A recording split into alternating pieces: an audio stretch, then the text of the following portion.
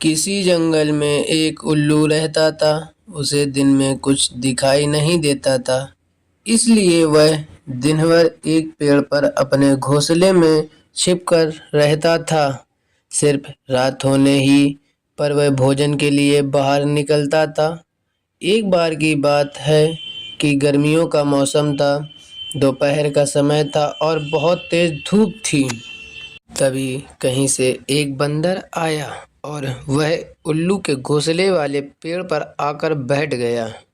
गर्मी और धूप से परेशान बंदर ने कहा, उफ, बहुत गर्मी है। आकाश में सूर्य भी आग के किसी बड़े गोले की तरह चमक रहा है।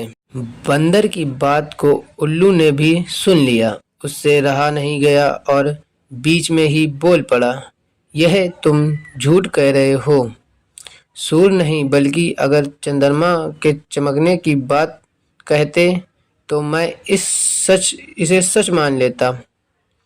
बंदर बोला, भला दिन में चंद्रमा कैसे चमक सकता है? वह तो रात में चमकता है और यह दिन का समय है, तो दिन में सूर्य ही चमकेगा। यही कारण है कि सूर्य की तेज रोशनी की वजह से बहुत ज़्यादा गर्मी हो रही है। उस बंदर ने उल्लू को अपनी बात समझाने का बहुत प्रयास किया कि दिन में सूरज ही चमकता है, चंद्रमा नहीं। लेकिन उल्लू भी अपनी ही जिद पर अड़ा था।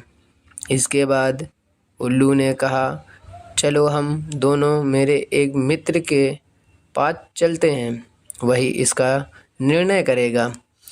बंदर और उल्लू दोनों एक दूसरे पेड़ पर गए। उस दूसरे पेड़ पर उल्लुओं का एक बड़ा झुंड रहता था।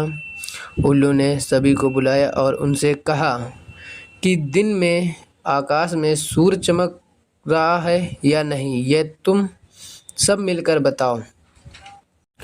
उल्लू की बात सुनकर उल्लुओं का पूरा झुंड हंसने लगा। वह बंदर की बात का मजाक उड़ाने लगे।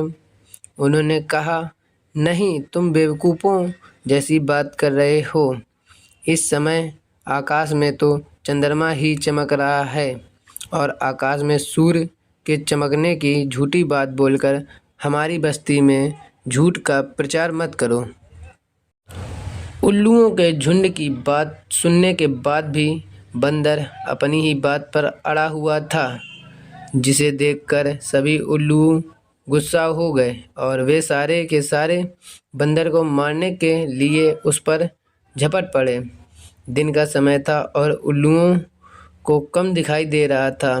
इसी वजह से बंदर वहां से बचकर भाग निकलने में कामयाब हो गया और उसने अपनी जान बचाई। इस कहानी से हमें यह सीख मिलती है, पंचतंत्र की यह कहानी हमें सीख देती है कि मूर्ख मनुष्य कभी भी विद्वानों की बात को सच नहीं मानता है। ऐसे मूर्ख लोग अपने बहुमत से सत्य को भी असत्य साबित कर सकते हैं।